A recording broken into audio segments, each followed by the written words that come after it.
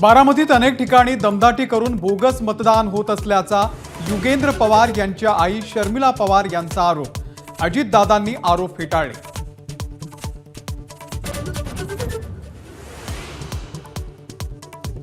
छगन भुजबळ यांना मतदान केंद्रावरती जाण्यापासून अडवलं.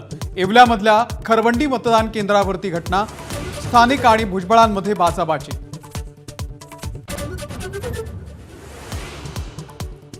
नांदगावमध्ये सुहास कांदे यांची समीर भुजबळांना जिवे मारण्याची धमकी. आज तुझा मर्डर फिक्स असं म्हणत कांदेंनी धमकावलं. भुजबळांचा आरोप.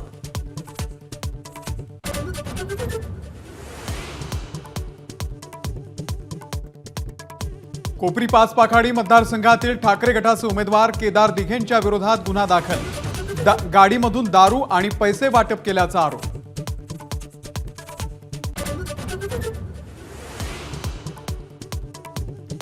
मतदानानंतर उद्धव ठाकरेंच्या शाखांना भेटी.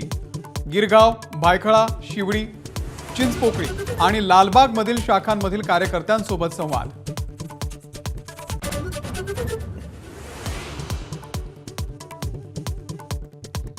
राज्यात दुपारी 1 वाजेपर्यंत 32% मतदान. सर्वाधिक 50.89% मतदान गडचिरोलीमध्ये, तर मुंबईत शहरामध्ये सर्वात कमी 27.73% मतदान. मतदानाचा टक्का वाढवण्याचं सर्वपक्षीय नेत्यांसह सेलिब्रिटींचं आवाहन.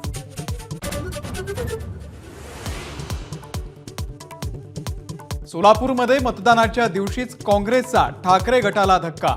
सोलापूर दक्षिणमध्ये संपूर्ण काँग्रेस अपक्ष धर्मराज काडादी यांच्या सोबत असल्याचं कार्याध्यक्ष आणि प्रणिती शिंदे यांचं स्पष्टीकरण.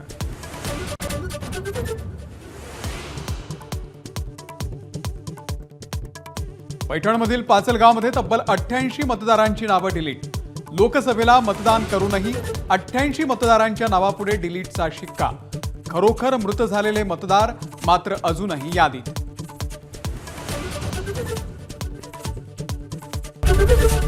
एबीपी माझा, उघडा डोळे बघा नीट.